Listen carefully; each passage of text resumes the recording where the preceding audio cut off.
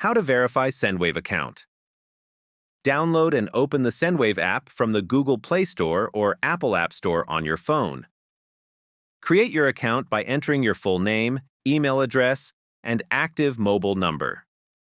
Enter the verification code sent to your phone to confirm your number. Log into your account and go to the Profile or Account Settings section. Select the option to verify your identity to start the verification process.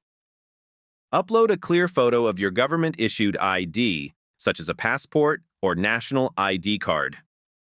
Take a clear selfie in the app if it asks for facial verification. Make sure all your personal details match the information on your ID document. Submit the required documents and review your information before final confirmation. Wait for approval notification in the app, which usually takes a few hours to complete verification. Thank you for watching.